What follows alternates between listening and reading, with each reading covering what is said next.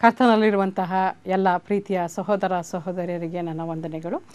ನಾವೀಗ ಪ್ರಕಟಣೆ 4ನೆಯ ಅಧ್ಯಾಯವನ್ನು ನೋಡಲಿದ್ದೇವೆ. ಅದನ್ನು ಕುರಿತು ವಿವರಿಸುವ ಮೊದಲು ನಾವು ಅದನ್ನು ಓದೋಣ. ಇವುಗಳಾದ ಮೇಲೆ ನಾನು ನೋಡಿದಾಗ ಪರಲೋಕದಲ್ಲಿ ತೆರೆದಿದ್ದ ಬಾಗಿಲು ಕಾಣಿಸಿತು ಮತ್ತು ನನ್ನ ಸಂಗಡ ತುತ್ತೂರಿಯು ಮಾತಾಡುತ್ತದೋ ಎಂಬಂತೆ ನಾನು ಮೊದಲು ಕೇಳಿದ್ದ ವಾಣಿಯು ಕೇಳಿಸಿತು. ಇಲ್ಲಿಗೆ ಏರಿ ಬಾ, ಮುಂದೆ ಆಗಬೇಕಾದವುಗಳನ್ನು ನಿನಗೆ ತೋರಿಸುವೆನು ಎಂದು ಹೇಳಿತು. ಕೂಡಲೇ ದೇವರಾತ್ಮ ವಶನಾದೆನು. ಆಗ ಇಗೋ, ಪರಲೋಕದಲ್ಲಿ ಒಂದು ಸಿಂಹಾಸನವಿತ್ತು. ಸಿಂಹಾಸನದ ಮೇಲೆ ಒಬ್ಬನು ಕೂತಿದ್ದವನು ಕಣ್ಣಿಗೆ ಸೂರ್ಯಕಾಂತ ಪದ್ಮರಾಗ ಮಣಿಗಳಂತೆ ಕಾಣುತ್ತಿದ್ದನು. ಸಿಂಹಾಸನದ ಸುತ್ತಲೂ ಪಚ್ಚೆಯಂತೆ ತೋರುತ್ತಿದ್ದ ಮುಗಿಲು ಬಿಲ್ಲು ಇತ್ತು. ಇದಲ್ಲದೆ ಸಿಂಹಾಸನದ ಸುತ್ತಲೂ 24 ಸಿಂಹಾಸನಗಳಿದ್ದವು. ಆ ಸಿಂಹಾಸನಗಳ ಮೇಲೆ ಶುಭ್ರ ವಸ್ತ್ರ ಧರಿಸಿಕೊಂಡಿದ್ದ 24 ಮಂದಿ ಹಿರಿಯರು ಕೂತಿದ್ದರು. ಅವರ ತಲೆಗಳ ಮೇಲೆ ಚಿನ್ನದ ಕಿರೀಟಗಳಿದ್ದವು. ಸಿಂಹಾಸನದೊಳಗಿಂದ ಮಿಂಚುಗಳು, ವಾಣಿಗಳು, ಗುಡುಗುಗಳು ಹೊರಡುತ್ತವೆ. ಅದರ ಮುಂದೆ ದೇವರ 7 ಆತ್ಮಗಳನ್ನು ಸೂಚಿಸುವ 7 ದೀಪಗಳು ಉರಿಯುತ್ತಿದ್ದವು. ಇದಲ್ಲದೆ ಸಿಂಹಾಸನದ ಮುಂದೆ ಸ್ಫಟಿಕಕ್ಕೆ ಸಮಾನವಾದ ಗಾಜಿನ ಸಮುದ್ರವಿದ್ದ ಹಾಗೆ ತೋಚಿತು. ಸಿಂಹಾಸನದ ಮಧ್ಯದಲ್ಲಿ ಅದರ 4 ಕಡೆಗಳಲ್ಲಿ 4 ಜೀವಿಗಳಿದ್ದವು. ಅವುಗಳಿಗೆ ಹಿಂದೆ ಮುಂದೆ ತುಂಬ ಕಣ್ಣುಗಳಿದ್ದವು. ಮೊದಲನೆಯ ಜೀವಿಯು ಸಿಂಹದಂತಿತ್ತು, 2ನೆಯ ಜೀವಿಯು ಹೋರಿಯಂತಿತ್ತು, 3ನೆಯ ಜೀವಿಯ ಮುಖವು ಮನುಷ್ಯನ ಮುಖದಂತಿತ್ತು, 4ನೆಯ ಜೀವಿಯು ಹಾರುವ ಗರುಡ ಪಕ್ಷಿಯಂತಿತ್ತು. ಆ 4 ಜೀವಿಗಳೊಳಗೆ ಒಂದೊಂದಕ್ಕೆ 6 ರೆಕ್ಕೆಗಳಿದ್ದವು. ಆ ಜೀವಿಗಳಿಗೆ ಸುತ್ತಲೂ ಒಳಗೂ ತುಂಬ ಕಣ್ಣುಗಳಿದ್ದವು. ಆ ಜೀವಿಗಳು ಹಗಲಿರುಳು ವಿಶ್ರಮಿಸಿಕೊಳ್ಳದೆ, ದೇವರಾದ ಕರ್ತನು ಪರಿಶುದ್ಧನು, ಪರಿಶುದ್ಧನು, ಪರಿಶುದ್ಧನು, ಆತನು ಸರ್ವಶಕ್ತನು, ವರ್ತಮಾನ ಭೂತ ಭವಿಷ್ಯತ್ ಕಾಲಗಳಲ್ಲಿರುವಂಥವನು ಎಂದು ಹೇಳುತ್ತವೆ. ಯುಗಯುಗಾಂತರಗಳಲ್ಲಿಯೂ ಜೀವಿಸುವವನಾಗಿ ಸಿಂಹಾಸನದ ಮೇಲೆ ಕೂತಿರುವಾತನಿಗೆ ಆ 4 ಜೀವಿಗಳು ಪ್ರಭಾವ, ಮಾನ, ಕೃತಜ್ಞತಾ ಸ್ತುತಿಗಳನ್ನು ಸಲ್ಲಿಸುವಾಗೆ ಆ 24 ಮಂದಿ ಹಿರಿಯರು ಸಿಂಹಾಸನದ ಮೇಲೆ ಕೂತಾತನ ಪಾದಕ್ಕೆ ಬಿದ್ದು ತಮ್ಮ ಕಿರೀಟಗಳನ್ನು ಸಿಂಹಾಸನದ ಮುಂದೆ ಹಾಕಿ, ಕರ್ತನೇ, ನಮ್ಮ ದೇವರೇ, ನೀನು ಪ್ರಭಾವ, ಮಾನ, ಬಲಗಳನ್ನು ಹೊಂದುವುದಕ್ಕೆ ಯೋಗ್ಯನಾಗಿದ್ದಿ. ಸಮಸ್ತವನ್ನು ಸೃಷ್ಟಿಸಿದಾತನು ನೀನೇ. ಎಲ್ಲವೂ ನಿನ್ನ ಚಿತ್ತದಿಂದಲೇ ಇದ್ದವು, ನಿನ್ನ ಚಿತ್ತದಿಂದಲೇ ನಿರ್ಮಿತವಾದವು ಎಂದು ಹೇಳುತ್ತಾ ಯುಗಾಂತರಗಳಲ್ಲಿಯೂ ಜೀವಿಸುವಾತನನ್ನು ಆರಾಧಿಸುತ್ತಾರೆ.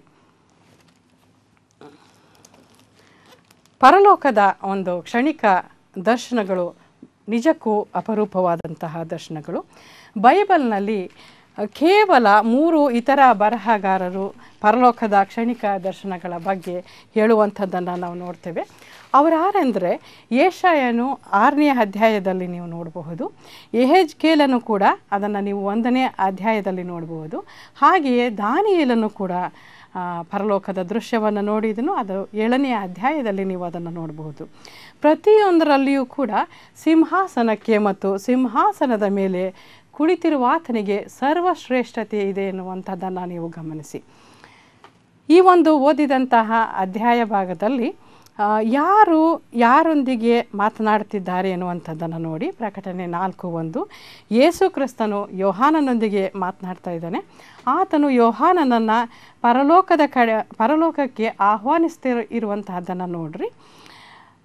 ಮತ್ತು ಆ ಯೋಹಾನನು ಹಾಗೆ ಆಹ್ವಾನಿಸಿದಾಗ ಏನನ್ನು ನೋಡ್ತಾನೆ ಅನ್ನುವಂತಹ ಒಂದು ವಿಷಯವನ್ನು ಕೂಡ ನೀವು ಅದನ್ನು ಗಮನವಿಟ್ಟು ನೋಡ್ರಿ. ಅಲ್ಲಿ ಒಂದು ಪರಲೋಕದಲ್ಲಿ ತೆರೆದಿದ್ದ ಬಾಗಿಲನ್ನು ನಾವು ನೋಡ್ತೇವೆ. ಭವಿಷ್ಯದ ಸಂಗತಿಗಳ ಬಗ್ಗೆ ದೇವರು ನಾವು ಎಷ್ಟನ್ನು ತಿಳಿದುಕೊಳ್ಳಬೇಕೆಂದು ಆಶಿಸುತ್ತಾನೋ ಅಷ್ಟನ್ನು ಮಾತ್ರ ನಾವು ತಿಳಿದುಕೊಳ್ತೇವೆ ಎನ್ನುವಂತಹ ಒಂದು ವಿಷಯವನ್ನು ನೀವು ನೆನಪಿನಲ್ಲಿಡ್ರಿ. ದೇವರು ಬಾಗಿಲನ್ನು ತೆರೆಯುವವರೆಗೆ ಈ ಸಂಗತಿಗಳೆಲ್ಲ ಮುಸುಕಿನೊಳಗಿರುತ್ತವೆ ಅನ್ನುವಂತಹ ಸಂಗತಿಯನ್ನು ಕೂಡ ನೀವು ಜ್ಞಾಪಕದಲ್ಲಿಡಿ. ಈ ವಿಷಯಗಳನ್ನು ಕುರಿತಂತೆ ನೀವು ಪ್ರಕಟಣೆ 3:8 ನೋಡಬಹುದು, 3:20 ನೋಡಬಹುದು, ಹಾಗೆ 4:1 ಕೂಡ ಇದನ್ನು ನೋಡಬಹುದು. ಈ ಮತ್ತೆ ಯೋಹಾನನು ನೋಡಬೇಕಾದ್ರೆ ಇನ್ನೇನನ್ನು ನೋಡ್ತಾನೆ ಅಂತ ನೋಡೋಣ. ಅಲ್ಲಿ ಒಂದು ಸಿಂಹಾಸನವನ್ನು ಯೋಹಾನನು ನೋಡ್ತಾನೆ. ಪ್ರಕಟಣೆಯಲ್ಲಿ ಸಿಂಹಾಸನ ಅನ್ನುವಂಥದ್ದು 40 ಸಾರಿ ಉಲ್ಲೇಖಿತವಾಗಿರುವಂತಹ ಪದ. ಯೋಹಾನನ ದರ್ಶನ, ಅದು ಯೆಶಾಯನ ದರ್ಶನಕ್ಕೆ, ಯೆಶಾಯ 6:1 ಯೆಹೆಜ್ಕೇಲನ ದರ್ಶನಕ್ಕೆ, ಯೆಹೆಜ್ಕೇಲ 1:26-28 ಮತ್ತು ದಾನಿಯೇಲನ ದರ್ಶನಕ್ಕೆ, ದಾನಿಯೇಲ 7:9 ಈ ಎಲ್ಲ ದರ್ಶನಗಳಿಗೆ ಹೊಂದಿಕೆ ಆಗುತ್ತದೆ ಅನ್ನುವಂತಹ ವಿಷಯವನ್ನು ಕೂಡ ನೀವು ಗಮನಿಸ್ರಿ. ಅಪೊಸ್ತಲರ ಕೃತ್ಯಗಳು 7ನೇ ಅಧ್ಯಾಯ 49-50 ನೋಡ್ರಿ. ಕರ್ತನಾದ ದೇವರು ಹೇಳುವಂತಹ ಒಂದು ವಿಷಯ, ಆಕಾಶವು ನನಗೆ ಸಿಂಹಾಸನ, ಭೂಮಿಯು ನನ್ನ ಪಾದಗಳಿಗೆ ಪೀಠ, ಇವುಗಳನ್ನೆಲ್ಲ ನನ್ನ ಕೈಯೇ ನಿರ್ಮಿಸಿತ್ತಲ್ಲ ಎಂಬುದಾಗಿ ಕರ್ತನು ನುಡಿದಿದ್ದಾನೆ. ನಂತರ ನೋಡಿರಿ, ಯೋಹಾನನು ಏನನ್ನು ನೋಡ್ತಾನೆ ಅಂತ, ಸಿಂಹಾಸನದ ಮೇಲೆ ಕುಳಿತಿದ್ದಾತನನ್ನು ಯೋಹಾನನು ನೋಡ್ತಾ ಇದ್ದಾನೆ. ಸಿಂಹಾಸನವು ಬರಿದಾಗಿರಲಿಲ್ಲ ಅನ್ನುವಂಥ ಒಂದು ವಿಷಯವನ್ನು ನೋಡ್ರಿ. ಆತನು ಸೂರ್ಯಕಾಂತ ಪದ್ಮರಾಗ ಮಣಿಗಳಂತೆ ಕಾಣುತ್ತಿದ್ದನು ಎನ್ನುವಂತಹ ವರ್ಣನೆಯನ್ನು ಕೂಡ ಯೋಹಾನನು ಕೊಡ್ತಾ ಇರುವುದನ್ನು ನೋಡ್ರಿ. ಸಿಂಹಾಸನದ ಸುತ್ತಲೂ ಪಚ್ಚೆಯಂತೆ ತೋರಿ ಬರುತ್ತಿದ್ದಂತಹ ಮುಗಿಲು ಬಿಲ್ಲು ಇದ್ದದ್ದನ್ನು ಕೂಡ ನೀವು ನೋಡಬಹುದು. ಈ ಸಿಂಹಾಸನ ಹಾಗೂ ಸಿಂಹಾಸನದ ಮೇಲೆ ಕುಳಿತಿದ್ದಾತನನ್ನು ಕುರಿತು ಯೆಶಾಯನು ಹೇಳುವಂತಹ ಒಂದು ವಿಷಯವನ್ನು ನೋಡ್ರಿ. ಯೆಶಾಯ 6:1 ಅರಸನಾದ ಉಜ್ಕೀಯನು ಕಾಲವಾದ ವರ್ಷದಲ್ಲಿ ಕರ್ತನು ಉನ್ನತೋನ್ನತ ಸಿಂಹಾಸನಾರೂಢನಾಗಿರುವುದನ್ನು ಕಂಡೆನು, ಆತನ ವಸ್ತ್ರದ ನೆರಿಗೆಯು ಮಂದಿರದಲ್ಲೆಲ್ಲ ಹರಡಿತ್ತು. ಹಾಗೆಯೇ ಯೆಹೆಜ್ಕೇಲ 1ನೇ ಅಧ್ಯಾಯ 26-28 ನೋಡ್ರಿ. ಜೀವಿಗಳು ನಿಂತಾಗ ರೆಕ್ಕೆಗಳು ಮುದುರಿಕೊಂಡವು, ಅವುಗಳ ತಲೆಗಳ ಮೇಲ್ಗಡೆಯ ನೆಲಗಟ್ಟಿನ ಮೇಲೆ ಇಂದ್ರನೀಲಮಣಿಯಂತೆ ಹೊಳೆಯುವ ಸಿಂಹಾಸನಾಕಾರವು ಕಾಣಿಸಿತು. ಅದರ ಮೇಲೆ ನರರೂಪದಂತಹ ರೂಪವುಳ್ಳ ಒಬ್ಬಾತನು ಆಸೀನನಾಗಿದ್ದನು. ಸೊಂಟದ ಹಾಗೆ ತೋರುವ ಆತನ ಮಧ್ಯಭಾಗದಿಂದ ಮೇಲ್ಗಡೆ ಸುವರ್ಣವು ಥಳಥಳಿಸುತ್ತದೋ, ಬೆಂಕಿಯು ಆ ರೂಪದೊಳಗೆಲ್ಲ ಪ್ರಜ್ವಲಿಸುತ್ತದೋ ಎಂಬಂತಿರುವ ಅದ್ಭುತ ಕಾಂತಿಯನ್ನು ಕಂಡೆನು. ಸೊಂಟದ ಹಾಗೆ ತೋರುವ ಆತನ ಮಧ್ಯಭಾಗದಿಂದ ಕೆಳಗಡೆ ಬೆಂಕಿಯು ಉರಿಯುತ್ತದೋ ಎಂಬಂತಿರುವ ಮಹಾ ತೇಜಸ್ಸನ್ನು ನೋಡಿದನು. ಮತ್ತು ಪ್ರಕಾಶವು ಆತನನ್ನು ಸುತ್ತಿಕೊಂಡಿತ್ತು. ಮಳೆಗಾಲದಲ್ಲಿ ಮೇಘಮಂಡಲದೊಳಗೆ ಬಿಲ್ಲು ಒಳೆಯುವಂತೆ ಆತನ ಸುತ್ತಣ ಪ್ರಕಾಶವು ಒಳೆಯುತ್ತಿತ್ತು. ನಮ್ಮ ಅಪೊಸ್ತಲನಾದ ಯೋಹಾನನು ಕೂಡ ಇದೇ ರೀತಿಯ ವರ್ಣನೆಯನ್ನು ಹೆಚ್ಚು ಕಡಿಮೆ ಕೊಟ್ಟಿರುವ ಹಾಗೆ ನಾವು ನೋಡ್ತೇವೆ.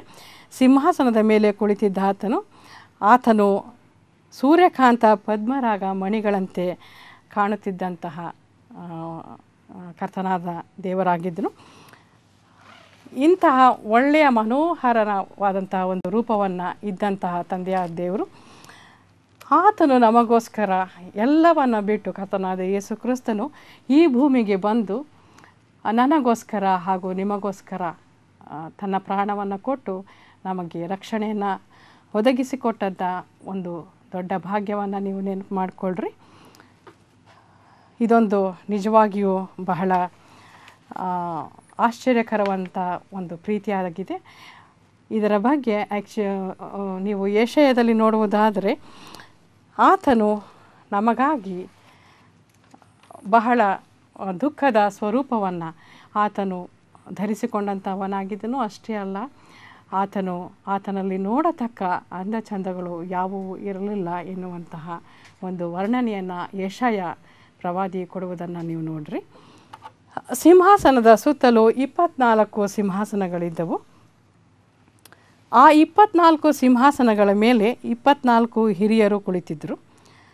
ಈ ಎಲ್ಲ ಹಿರಿಯರು ಇವರು ಹಳೆ ಒಡಂಬಡಿಕೆಯ ಮತ್ತು ಹೊಸ ಒಡಂಬಡಿಕೆಯ ಎಲ್ಲ ವಿಮೋಚಿತರನ್ನು ಪ್ರತಿನಿಧಿಸುವಂತಹ ಹಿರಿಯರು. ಸಿಂಹಾಸನದ ಬಳಿ 12 ಜನ ಇಸ್ರಾಯೇಲ್ ಪಿತೃಗಳು ಹಾಗೂ 12 ಜನ ಅಪೊಸ್ತಲರು ಎಲ್ಲ ವಿಮೋಚಿತರನ್ನು ಪ್ರತಿನಿಧಿಸುವಂಥದ್ದನ್ನು ನಾವು ನೋಡ್ತೇವೆ. ಈ ಕುರಿತಾಗಿ ನಾವು ನಮ್ಮ ಮತ್ತಾಯ 19ನೇ ಅಧ್ಯಾಯ 27-28 ನೋಡೋಣ. ಕರ್ತನಾದ ಯೇಸು ಕ್ರಿಸ್ತನನ್ನು ಪೇತ್ರನು ಕೇಳುವಂತಹ ಒಂದು ಪ್ರಶ್ನೆ ಇದೆ. ಅದಕ್ಕೆ ಸಿಗುವಂತಹ ಉತ್ತರವನ್ನು ಕೂಡ ನಾವೀಗ ನೋಡೋಣ. ಮತ್ತಾಯ 19:27-28. ಆಗ ಪೇತ್ರನು ಆತನನ್ನು, ಇಗೋ ನಾವು ಎಲ್ಲ ಬಿಟ್ಟು ನಿನ್ನನ್ನು ಹಿಂಬಾಲಿಸಿದೆವು, ನಮಗೆ ಏನು ದೊರಕುವುದು ಎಂದು ಕೇಳಲು, ಯೇಸು ಅವರಿಗೆ, ನಿಮಗೆ ಸತ್ಯವಾಗಿ ಹೇಳುತ್ತೇನೆ, ಹೊಸ ಸೃಷ್ಟಿಯಲ್ಲಿ ಮನುಷ್ಯ ಕುಮಾರನು ತನ್ನ ಮಹಿಮೆಯ ಸಿಂಹಾಸನದ ಮೇಲೆ ಕೂತುಕೊಳ್ಳುವಾಗ ನನ್ನನ್ನು ಹಿಂಬಾಲಿಸಿರುವ ನೀವು ಸಹ 12 ಸಿಂಹಾಸನಗಳ ಮೇಲೆ ಕೂತುಕೊಂಡು ಇಸ್ರಾಯೇಲಿನ 12 ಕುಲಗಳಿಗೆ ನ್ಯಾಯ ತೀರಿಸುವಿರಿ. ಹಾಗೆಯೇ ಅವರು ಬಿಳಿಯ ವಸ್ತ್ರಗಳನ್ನು ಧರಿಸಿಕೊಂಡಿದ್ರು ಅನ್ನುವಂತಹ ಒಂದು ವಿಷಯವನ್ನು ನೋಡ್ರಿ. ಈ ಬಿಳಿಯ ವಸ್ತ್ರ ಎನ್ನುವಂತಹದ್ದು ಅದು ನಿರ್ಮಲತೆ ಅಥವಾ ಶುದ್ಧತೆಯನ್ನು ಪ್ರತಿಬಿಂಬಿಸುವಂತಹದ್ದು. ನೀವು ಇದನ್ನು ಯೆಶಾಯ 61:10 ನೋಡ್ಬೋದು. ಹಾಗೆಯೇ ಯೆಶಾಯ 1:18 ಕೂಡ ನೋಡ್ಬೋದು. ಯೆಶಾಯ 61:10 ಹೀಗೆ ಹೇಳುತ್ತೆ, ನಾನು ಯೆಹೋವನಲ್ಲಿ ಪರಮಾನಂದ ಪಡುವೆನು, ನನ್ನ ಆತ್ಮವು ನನ್ನ ದೇವರಲ್ಲಿ ಹಿಗ್ಗುವುದು. ವರನು ಬಾಸಿಂಗವನ್ನು ಧರಿಸಿಕೊಳ್ಳುವಂತೆಯೂ ವಧುವು ತನ್ನನ್ನು ಆಭರಣಗಳಿಂದ ಅಲಂಕರಿಸಿಕೊಳ್ಳುವ ಹಾಗೂ ಆತನು ನನಗೆ ರಕ್ಷಣೆ ಎಂಬ ವಸ್ತ್ರವನ್ನು ಹೊದಿಸಿ ಧರ್ಮವೆಂಬ ನಿಲುವಂಗಿಯನ್ನು ತೊಡಿಸಿದ್ದಾನಲ್ಲ. ಹಾಗೆಯೇ ಯೆಶಾಯ 1:18, ಬನ್ನಿರಿ ವಾದಿಸುವ ಎಂದು ಯೆಹೋವನು ಅನ್ನುತ್ತಾನೆ, ನಿಮ್ಮ ಪಾಪಗಳು ಕಡು ಕೆಂಪಾಗಿದ್ದರೂ ಹಿಮದ ಹಾಗೆ ಬಿಳುಪಾಗುವವು, ಕಿರಮಂಜಿ ಬಣ್ಣವಾಗಿದ್ದರೂ ಉಣ್ಣೆಯಂತೆ ಬೆಳ್ಳಗಾಗುವವು. ಮತ್ತು ಇನ್ನೊಂದು ವಿಷಯವನ್ನು ನೋಡ್ರಿ, ಆ ಹಿರಿಯರು ಚಿನ್ನದ ಕಿರೀಟವನ್ನು ಧರಿಸಿಕೊಂಡಿದ್ದರು. ಇಲ್ಲಿ ಕಿರೀಟ ಎಂದರೆ ರಾಜರು ಧರಿಸಿಕೊಳ್ಳುವಂತಹ ಕಿರೀಟ ಅಲ್ಲ, ಆದರೆ ವಿಜಯಶಾಲಿಗಳು ಧರಿಸಿಕೊಳ್ಳುವಂತಹ ಕಿರೀಟ. ಸಂಪೂರ್ಣ ವಿಜಯಶಾಲಿಗಳು ನಾವಾಗಿದ್ದೇವೆಂಬುದನ್ನು ನೀವು ನೆನಪಿನಲ್ಲಿಡ್ರಿ. ಹಾಗೆಯೇ ಪ್ರಕಟಣೆ 5ನೇ ಅಧ್ಯಾಯದಲ್ಲಿ ಅವರು ಯಜ್ಞದ ಕುರಿಯಾದಾತನಿಗೆ ಹಾಡುವ ಹಾಡನ್ನು ಕೂಡ ನೋಡ್ರಿ. ಪ್ರಕಟಣೆ 5ರಲ್ಲಿ, ನೀನು ಯಜ್ಞಾರ್ಪಿತನಾಗಿ ನಿನ್ನ ರಕ್ತದಿಂದ ಸಕಲ ಕುಲ ಭಾಷೆ ಪ್ರಜೆ ಜನಾಂಗಗಳವರಿಂದ ಮನುಷ್ಯರನ್ನು ದೇವರಿಗಾಗಿ ಕೊಂಡುಕೊಂಡು ಅವರನ್ನು ದೇವರಿಗೋಸ್ಕರ ರಾಜ್ಯವನ್ನಾಗಿಯೂ ಯಾಜಕರನ್ನಾಗಿಯೂ ಮಾಡಿದಿ, ಅವರು ಭೂಮಿಯ ಮೇಲೆ ಆಳುವರು. ಈ ಎಲ್ಲ ವಿಷಯಗಳನ್ನು ನೋಡಿದಾಗ ನಮಗಿರುವಂತಹ ಒಂದು ದೊಡ್ಡ ಸೌಭಾಗ್ಯದ ಒಂದು ಭವಿಷ್ಯವನ್ನು ನಾವು ತಿಳಿದುಕೊಳ್ಬಹುದು. ಈಗ ನಾವು ನೋಡೋಣ, ಯೋಹಾನನು ಬೇರೆ ಏನನ್ನು ನೋಡಿದ್ನು. ನೀವು ನೋಡ್ತೀರಿ, ಸಿಂಹಾಸನದೊಳಗೆ ಒಳಗಡೆಯಿಂದ ಬರುವಂತಹ ಮಿಂಚುಗಳು ಪ್ರಕಟಣೆ 4:5 ಹಾಗೂ ಸಿಂಹಾಸನದ ಮುಂದೆ ಇದ್ದಂತಹ 7 ದೀಪಗಳು. ಆ 7 ದೀಪಗಳು ದೇವರ 7 ಆತ್ಮಗಳನ್ನು ಸೂಚಿಸುವಂತಹ ದೀಪಗಳು. ಇದನ್ನು ನಾವು ಯೆಶಾಯ 11:2-3 ವಚನಗಳಲ್ಲಿ ಕೂಡ ನೋಡಬಹುದು. ಅಲ್ಲಿ ಹೀಗಿದೆ, ಕರ್ತನಾದ ಯೇಸು ಕ್ರಿಸ್ತನನ್ನು ಕುರಿತು ಹೇಳಿದಂತಹ ಒಂದು ವಚನಗಳು. ಆ ಅಂಕುರದ ಮೇಲೆ ಜ್ಞಾನ ವಿವೇಕದಾಯಕ ಆತ್ಮ, ಆಲೋಚನಾ ಪರಾಕ್ರಮಗಳನ್ನು ಹುಟ್ಟಿಸುವ ಆತ್ಮ, ತಿಳುವಳಿಕೆಯನ್ನು ಯೆಹೋವನ ಭಯವನ್ನು ಉಂಟು ಮಾಡುವ ಆತ್ಮ, ಅಂತೂ ಯೆಹೋವನ ಆತ್ಮವೇ ನೆಲೆಗೊಂಡಿರು. ಇಷ್ಟೇ ಅಲ್ಲದೆ ಸಿಂಹಾಸನದ ಮುಂದೆ ಸ್ಫಟಿಕಕ್ಕೆ ಸಮಾನವಾದಂಥ ಗಾಜಿನ ಸಮುದ್ರ ಇರುವ ಹಾಗೆ ತೋಚಿತು ಎನ್ನುವಂತಹ ಯೋಹಾನನ ಮಾತುಗಳನ್ನ ನೋಡ್ರಿ. ಅಲ್ಲಿ ನಿಜವಾಗಿಯೂ ಗಾಜಿನ ಸಮುದ್ರ ಇರಲಿಲ್ಲ, ಆದರೆ ಅದು ಇದ್ದ ಹಾಗೆ ಕಾಣಿಸ್ತು ಎನ್ನುವಂತಹ ಒಂದು ವಿಷಯವನ್ನು ನೀವು ಇಲ್ಲಿ ಗಮನಿಸಿ. ನಾವು ಈ ವಿಷಯವನ್ನು ಕುರಿತು ಯೆಶಾಯ 11:9 ಕೂಡ ನೋಡಬಹುದು. ಹಾಗೆಯೇ ಹಬಕ್ಕೂಕ 2:14 ನೋಡಬಹುದು. ಯೆಶಾಯ 48:18 ಕೂಡ ಈ ವಚನಗಳನ್ನು ಕುರಿತಂತೆ ಕೆಲವು ಅಧ್ಯಯನದ ಭಾಗಗಳನ್ನ ನೀವು ನೋಡಬಹುದು. ಇಲ್ಲಿ ನಾವು ನೋಡೋದಾದರೆ ಸಿಂಹಾಸನದ ಮುಂದೆ ಸ್ಫಟಿಕಕ್ಕೆ ಸಮಾನವಾದಂತಹ ಗಾಜಿನ ಸಮುದ್ರ ಅಂದರೆ ಯೋಹಾನನು ತಾನು ಬಹಳ ಪ್ರಶಾಂತವಾಗಿರುವಂತಹ ಒಂದು ಸಮುದ್ರದ ಮುಂದೆ ನಿಂತಿರುವಂತಹ ಒಂದು ಭಾವನೆಯನ್ನು ಹೊಂದಿದ್ದನ್ನು ನಾವು ಗಮನಿಸಬಹುದು. ಅದರ ಅಗಾಧತೆ, ಆಳ ಮತ್ತು ಅಗಲ ಇವೆಲ್ಲವುಗಳನ್ನ ನೋಡಿ ಆತನು ಹೃದಯ ತುಂಬಿ ಬಂದಂತಾಗಿರುವಂತಹ ವಿಷಯವನ್ನು ಕೂಡ ನಾವು ಇಲ್ಲಿ ನೋಡಬಹುದು. ಬೈಬಲ್ನಲ್ಲಿ ಸಮುದ್ರಕ್ಕೆ ಇರುವ ಕೆಲವು ಸಂಕೇತಗಳನ್ನ ನೋಡ್ರಿ. ಯೆಶಾಯ 11:9 ಹೀಗೆ ನೋಡ್ಬೋದು ನೀವು, ಸಮುದ್ರದಲ್ಲಿ ನೀರು ಹೇಗೋ ಹಾಗೆಯೇ ಭೂಮಿಯಲ್ಲಿ ಯೆಹೋವನ ಜ್ಞಾನವು ತುಂಬಿಕೊಂಡಿರುವುದು. ಹಾಗೆಯೇ ನೀವು ಹಬಕ್ಕೂಕ 2:14 ನೋಡಿದರೆ, ಸಮುದ್ರದಲ್ಲಿ ನೀರು ಹೇಗೋ ಹಾಗೆಯೇ ಭೂಮಿಯಲ್ಲಿ ಯೆಹೋವನ ಮಹಿಮೆಯ ಜ್ಞಾನವು ತುಂಬಿಕೊಂಡಿರುವುದು ಎನ್ನುವಂತಹ ಒಂದು ವಿಷಯವನ್ನು ನೋಡ್ತೀರಿ. ಹಾಗೆಯೇ ಅದು ನೀತಿವಂತಿಕೆಯನ್ನು ಕೂಡ ಸೂಚಿಸುವಂಥದ್ದಾಗಿದೆ. ನೀವು ಇದನ್ನು ಯೆಶಾಯ 48:18 ನೋಡಬಹುದು. ಅಲ್ಲಿರುವ ಕೆಳಗಡೆ ಇರುವಂತಹ ವಿವರಣಾ ಪಟ್ಟಿಯಲ್ಲಿ ನೀವು ಅದನ್ನು ನೋಡ್ರಿ. ಅದು ನೀತಿವಂತಿಕೆಯನ್ನು ಕೂಡ ಸೂಚಿಸುವಂಥದ್ದಾಗಿದೆ. ಹಾಗೆ ಇಲ್ಲಿ 4 ಜೀವಿಗಳನ್ನ ನಾವು ನೋಡ್ತೇವೆ. ಹಿಂದೆ ಮುಂದೆ ತುಂಬ ಕಣ್ಣುಗಳಿದ್ದಂತಹ 4 ಜೀವಿಗಳು. ಪ್ರಕಟಣೆ 4ನೇ ಅಧ್ಯಾಯ 6ನೇ ವಚನದಲ್ಲಿ ಆ ಜೀವಿಗಳನ್ನು ಕುರಿತಂತೆ ಕೆಲವು ಪ್ರತ್ಯೇಕ ವರ್ಣನೆಗಳಿದೆ.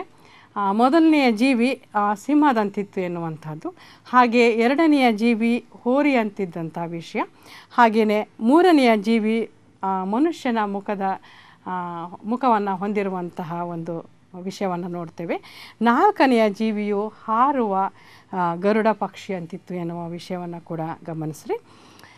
ಅಷ್ಟೇ ಅಲ್ಲದೆ ಜೀವಿಗಳಿಗೆ ಒಂದು ಸಾಮುದಾಯಿಕ ವರ್ಣನೆಗಳು, ಎಲ್ಲವುಗಳಿಗೂ ಕೂಡ ಒಂದು ಸಮಾನವಾದಂತಹ ಕೆಲವು ವರ್ಣನೆಗಳನ್ನ ನಾವು ನೋಡ್ತೇವೆ. ಪ್ರತಿಯೊಂದೊಂದಕ್ಕೂ 6 ರೆಕ್ಕೆಗಳಿದ್ದವು, ಪ್ರತಿಯೊಂದೊಂದಕ್ಕೂ ಸುತ್ತಲೂ ಒಳಗೂ ತುಂಬ ಕಣ್ಣುಗಳಿದ್ದಂಥವು, ಮತ್ತು ಹಗಲಿರುಳು ವಿಶ್ರಮಿಸಿಕೊಳ್ಳದೆ ಅವರು ದೇವರಿಗೆ ಸ್ತೋತ್ರವನ್ನು ಸಲ್ಲಿಸ್ತಾ ಇದ್ದಂತಹ ವಿಷಯ. ಈ 4 ಜೀವಿಗಳನ್ನು ಕುರಿತ ಹಾಗೆ ಅನೇಕ ರೀತಿಯ ವ್ಯಾಖ್ಯಾನಗಳಿವೆ. ಈ 4 ಜೀವಿಗಳು ಬಹುಶಃ ದೇವರು ಸೃಷ್ಟಿಸಿದ ಸಮಸ್ತ ಜೀವಿಗಳನ್ನು ಪ್ರತಿನಿಧಿಸುತ್ತವೆ ಅನ್ನುವಂತಹ ಒಂದು ವ್ಯಾಖ್ಯಾನ ಕೂಡ ಇದೆ. ಹಾಗೆಯೇ ಈ ಜೀವಿಗಳು ನಿಜವಾಗಿಯೂ ಪ್ರಾಣಿಗಳಲ್ಲ, ಆದರೆ ಅವು ದೇವರ ಗುಣಲಕ್ಷಣಗಳನ್ನು ಪ್ರತಿನಿಧಿಸುವಂಥದ್ದಾಗಿವೆ ಎನ್ನುವಂತಹ ಒಂದು ವ್ಯಾಖ್ಯಾನವಿದೆ. ಉದಾಹರಣೆಗೆ ಸಿಂಹ ಅದು ಘನತೆ ಮತ್ತು ಅಧಿಕಾರವನ್ನು ಪ್ರತಿನಿಧಿಸುವಂಥದ್ದು, ಹಾಗೆ ನಂಬಿಗಸ್ತಿಕೆಯನ್ನು ಪ್ರತಿನಿಧಿಸುವಂತಹ ಓರಿ ಇದೆ, ಹಾಗೆ ಜ್ಞಾನವನ್ನು ಪ್ರತಿನಿಧಿಸುವಂತಹ ಮನುಷ್ಯನ ಮುಖವನ್ನು ನಾವು ನೋಡ್ಬೋದು ಅಂತ ಹೇಳ್ತಾರೆ. ಹಾಗೆ ಸಾರ್ವಭೌಮತೆಯನ್ನು ಪ್ರತಿನಿಧಿಸುವಂತಹ ಗರುಡನ ಸಂಕೇತವಿದೆ ಈ ಜೀವಿಯ ಮುಖದಲ್ಲಿ ಎನ್ನುವಂತಹ ವ್ಯಾಖ್ಯಾನ ಕೂಡ ಇದೆ. ಈ ಒಂದು ಆಶ್ಚರ್ಯಕರ ಸಂಗತಿ ಏನೆಂದರೆ, ಯೆಹೆಜ್ಕೇಲ 1, 3 ಮತ್ತು 10ನೇ ಅಧ್ಯಾಯಗಳಲ್ಲಿ ಹಾಗೂ ಪ್ರಕಟಣೆ 4ನೇ ಅಧ್ಯಾಯದಲ್ಲಿರುವ ಜೀವಿಗಳಲ್ಲಿ ಹೋಲಿಕೆಯನ್ನು ನೀವು ನೋಡಬಹುದು. ಇದನ್ನು ನೀವು ಮನೆಯಲ್ಲಿ ಕುಳಿತು ಓದಿ ಧ್ಯಾನ ಮಾಡಿರಿ. ಆ ಎಲ್ಲ ಜೀವಿಗಳಲ್ಲಿ ಹೋಲಿಕೆ ಕಂಡುಬರುವಂಥದ್ದನ್ನು ನಾವು ನೋಡ್ಬೋದು. ಯೋಹಾನನಿಗೆ ಪರಲೋಕದ ಒಂದು ದೃಶ್ಯ ಕಾಣಿಸಿದಾಗ ಆತನು ಏನನ್ನು ಕೇಳಿಸ್ಕೊಂಡು ಮತ್ತು ಏನನ್ನು ನೋಡಿದ್ನು ಅನ್ನುವಂತಹದನ್ನು ಒಮ್ಮೆ ನೋಡೋಣ, ಬಹಳ ಸಂಕ್ಷಿಪ್ತವಾಗಿ ನೋಡೋಣ. ಆತನು ಮೊದಲನೆಯ ಬಾರಿಗೆ ಇಲ್ಲಿಗೆ ಏರಿ ಬಾ ಎಂದು ಕೇಳಿದಾಗ, ಪ್ರಕಟಣೆ 4ನೇ ಅಧ್ಯಾಯ 1ನೇ ವಚನದಲ್ಲಿ ನೋಡ್ತೀರಿ. ಆ ಧ್ವನಿ ತುತ್ತೂರಿಯ ಧ್ವನಿಯಂತಿರುವುದನ್ನು ಗಮನಿಸ್ರಿ. ಇದು 1 ಥೆಸಲೋನಿಕ 4:16ರಲ್ಲಿ ಹಾಗೂ 1 ಕೊರಿಂಥ 15:52ರಲ್ಲಿ ಸಭೆ ಎತ್ತಲ್ಪಡುವಿಕೆಯ ವಾಕ್ಯವೃಂದಗಳ ಧ್ವನಿಗೆ ಸಮನಾಗಿರುವಂಥದ್ದನ್ನು ಕೂಡ ನೀವು ಗಮನಿಸಿ. ಹಾಗೆಯೇ ನಮ್ಮ ಯೋಹಾನನು ಗುಣುಗಿನ ಧ್ವನಿಗಳನ್ನು ಕೇಳಿಸ್ಕೊಂಡು 4:5ರಲ್ಲಿ, ಹಾಗೆ ಪ್ರಕಟಣೆಯಲ್ಲಿರುವಂತಹ 20 ಹಾಡುಗಳಲ್ಲಿ ಸ್ತೋತ್ರಗೀತೆಗಳಿವೆ, 20 ಸ್ತೋತ್ರಗೀತೆಗಳಿವೆ. ಅವುಗಳಲ್ಲಿರುವಂತಹ ಮೊದಲನೆಯ ಸ್ತೋತ್ರಗೀತೆಯನ್ನು ಈ ಒಂದು ಅಧ್ಯಾಯದಲ್ಲಿ ಯೋಹಾನನು ಕೇಳಿಸಿಕೊಂಡದ್ದನ್ನು ನಾವು ನೋಡ್ತೇವೆ. 4 ಜೀವಿಗಳು ಸತತವಾಗಿ ಪರಿಶುದ್ಧನು ಪರಿಶುದ್ಧನು ಎಂದು ಹೇಳುತ್ತಿದ್ದಂತಹ ಧ್ವನಿಗಳನ್ನು ಯೋಹಾನನು ಕೇಳಿಸಿಕೊಂಡು, ಹಾಗೆಯೇ 4 ಜೀವಿಗಳು ಸ್ತೋತ್ರಗಳನ್ನು ಸಲ್ಲಿಸಬೇಕಾದರೆ 24 ಮಂದಿ ಹಿರಿಯರು ಕೂಡ ಆ ಸಿಂಹಾಸನದ ಮೇಲೆ ಕುಳಿತಾತನ ಪಾದಕ್ಕೆ ಬೀಳುವುದನ್ನು ಯೋಹಾನನು ನೋಡಿದ್ನು. ಹಾಗೆಯೇ ಅವರು ಸದಾಕಾಲ ಆತನನ್ನು ಆರಾಧಿಸುವಂತಹ ವಿಷಯವನ್ನು ಆತನು ಗಮನಿಸಿದನು. ಹಾಗೆಯೇ ಅವರು ತಮ್ಮ ಕಿರೀಟಗಳನ್ನು ಸಿಂಹಾಸನದ ಮುಂದೆ ಹಾಕುವುದನ್ನು ಕೂಡ ನಮ್ಮ ಅಪೊಸ್ತಲನಾದ ಯೋಹಾನನು ಅಲ್ಲಿ ನೋಡಿದ್ನು. ಅವರು ತಮ್ಮ ಕಿರೀಟಗಳನ್ನು ಸಿಂಹಾಸನದ ಮುಂದೆ ಇಟ್ಟು ಹೀಗೆ ಹೇಳ್ತಾ ಇದ್ದರು, ಕರ್ತನೇ ನಮ್ಮ ದೇವರೇ, ನೀನು ಪ್ರಭಾವ ಮಾನ ಬಲಗಳನ್ನು ಹೊಂದುವುದಕ್ಕೆ ಯೋಗ್ಯನಾಗಿದ್ದಿ. ಸಮಸ್ತವನ್ನು ಸೃಷ್ಟಿಸಿದಾತನು ನೀನೇ, ಎಲ್ಲವೂ ನಿನ್ನ ಚಿತ್ತದಿಂದಲೇ ಇದ್ದವು, ನಿನ್ನ ಚಿತ್ತದಿಂದಲೇ ನಿರ್ಮಿತವಾದವು ಎಂದು ಹೇಳ್ತಾ ಇರುವಂತಹ ಒಂದು ಸನ್ನಿವೇಶವನ್ನು ಯೋಹಾನನು ಅಲ್ಲಿ ನೋಡ್ತಾನೆ. ಇದೊಂದು ಬಹಳ ಅಪರೂಪವಾದಂತಹ ವರ್ಣನೆ, ಪರಲೋಕ ರಾಜ್ಯವನ್ನು ಕುರಿತಂತಹ ವರ್ಣನೆಗಳು. ಇಲ್ಲಿ ಒಂದು ವಿಷಯವೆಂದರೆ ಹಳೆಯ ಒಡಂಬಡಿಕೆಯಲ್ಲಿರುವಂತಹ ವರ್ಣನೆಗಳು ಹಾಗೂ ಯೋಹಾನನು ಕೊಡುವಂತಹ ವರ್ಣನೆಗಳು, ಆ ಕ್ಷಣಿಕ ದೃಶ್ಯಗಳು, ದರ್ಶನಗಳು ನಿಜಕ್ಕೂ ಅಪರೂಪವಾದಂತಹ ಆ ದರ್ಶನಗಳು ಎಲ್ಲವೂ ಒಂದಕ್ಕೊಂದು ಬಹಳ ಸೂಕ್ತ ರೀತಿಯಲ್ಲಿ ಹೊಂದಿಕೆ ಆಗುವುದನ್ನು ನೀವು ನೋಡಬಹುದು. ಸಿಂಹಾಸನ ಪರಲೋಕದಲ್ಲಿ ತೆರೆದಿದ್ದ ಬಾಗಿಲಿತ್ತು ಅನ್ನುವಂಥದ್ದನ್ನು ನೀವು ನೋಡಬಹುದು. ಹಾಗೆಯೇ ಅಲ್ಲಿದ್ದ ಸಿಂಹಾಸನವನ್ನು ನೀವು ನೋಡ್ಬೋದು. ಆಕಾಶವು ನನಗೆ ಸಿಂಹಾಸನ, ಇವುಗಳನ್ನೆಲ್ಲ ನನ್ನ ಕೈಯೇ ನಿರ್ಮಿಸಿತಲ್ಲ ಎಂಬುದಾಗಿ ಕರ್ತನು ಹೇಳಿದಂತಹ ಒಂದು ಮಾತನ್ನು ನೆನೆಸ್ಕೊಂಡು ನಾವು ಆತನ ಸಿಂಹಾಸನವನ್ನು ನೋಡಬಹುದು. ಹಾಗೆಯೇ ಆತನು ಬಹಳ ಬಹಳ ಮನೋಹರನಾಗಿ ಕಾಣ್ತಾ ಇದ್ದಂತಹ ಒಂದು ದೃಶ್ಯವನ್ನು ನಾವು ನೋಡಬಹುದು. ಆತನು ಎಷ್ಟೊಂದು ಅಂದವಾಗಿ ಕಾಣ್ತಾ ಇದ್ದಂದರೆ ಯೋಹಾನನಿಗೆ ಪದಗಳೇ ಸಿಕ್ಕಲಿಲ್ವೇನೋ ಅನ್ನುವಂತೆ ಆತನು ಸೂರ್ಯಕಾಂತ ಪದ್ಮರಾಗ ಮಣಿಗಳನ್ನು ಹೋಲಿಸಿ ಆತನ ಸೌಂದರ್ಯವನ್ನು ವರ್ಣಿಸುವಂಥದ್ದನ್ನು ನಾವು ನೋಡ್ತೇವೆ. ಇಷ್ಟೊಂದು ಒಳ್ಳೆಯ ದೇವರು ನಮಗಾಗಿ ಎಲ್ಲವನ್ನು ಬರಿದು ಮಾಡಿಕೊಂಡು ಎಲ್ಲ ತನ್ನ ಸ್ಥಾನಮಾನಗಳನ್ನು ತ್ಯಜಿಸಿ ನಮಗೋಸ್ಕರ ಈ ಭೂಲೋಕಕ್ಕೆ ಬಂದು ನಮಗಾಗಿ ರಕ್ಷಣೆಯನ್ನು ಕೊಡಲಿಕ್ಕಾಗಿ ಆತನು ಕ್ರೂಜೆಯ ಮೇಲೆ ತನ್ನನ್ನು ತಾನೇ ಸಮರ್ಪಿಸಿಕೊಂಡಂಥದ್ದನ್ನು ಕೂಡ ನಾವು ನೆನೆಸ್ಕೊಳ್ಬೋದು. ಹಾಗೆಯೇ ನಮ್ಮ ಯೆಶಾಯನು ಹೇಳುವಂತೆ ಆತನಲ್ಲಿ ನೋಡತಕ್ಕ ಯಾವ ಅಂದ ಚಂದವೂ ಇರಲಿಲ್ಲ ಎನ್ನುವಂತಹ ಮಾತನ್ನು ಕೂಡ ನೆನೆಸ್ಕೊಳ್ಬೋದು. ಆ ವಿಷಯವನ್ನು ನೆನೆಸಿಕೊಂಡಾಗ ಕ್ರೈಸ್ತರಾದ ಎಲ್ಲರೂ ಕೂಡ, ಕ್ರಿಸ್ತನನ್ನು ಪ್ರೀತಿಸುವವರು ಎಲ್ಲರ ಕಣ್ಣಲ್ಲೂ ಕೂಡ ನೀರು ಬರುವುದಂತೂ ಖಚಿತವಾಗಿದೆ.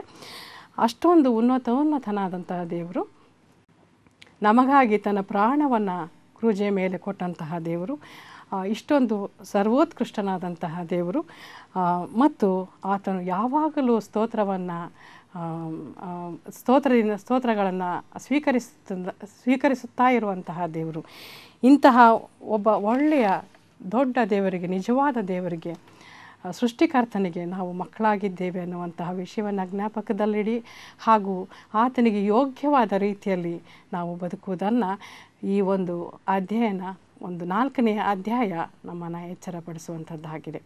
ಆತನ ಉನ್ನತೋನ್ನತ ಸ್ಥಿತಿಯನ್ನು ಹಾಗೂ ಆತನು ನಮ್ಮೆಲ್ಲರಿಗೂ ಮಾಡಿದಂತಹ ಕಾರ್ಯಗಳನ್ನು ನಾವು ಮತ್ತೆ ಮತ್ತೆ ನೆನೆಸಿಕೊಂಡು ನಾವು ಏನೇ ಮಾಡಿದರೂ ಕೂಡ ಮುಂದಿನ ಜೀವಿತದಲ್ಲಿ ನಾವು ಆತನಿಗಾಗಿ ಎಲ್ಲ ಉತ್ತಮವಾದ ಕಾರ್ಯಗಳನ್ನ ಮಾಡುವ ಹಾಗೆ ಕರ್ತನ ದೇವರು ನಮಗೆ ಸಹಾಯ ಮಾಡಲಿ ಅಂತ ಪ್ರಾರ್ಥನೆ ಮಾಡ್ತಾ, ನಿಮ್ಮೆಲ್ಲರಿಗೂ ದೇವರು ಆಶೀರ್ವಾದವನ್ನು ಮಾಡಲಿ ಅಂತ ಕೂಡ ಬಯಸ್ತಾ ನಾನು ಈ ವಾಕ್ಯವನ್ನು ಮುಗಿಸ್ತಾ ಇದ್ದೇನೆ. ವಂದನೆಗಳು.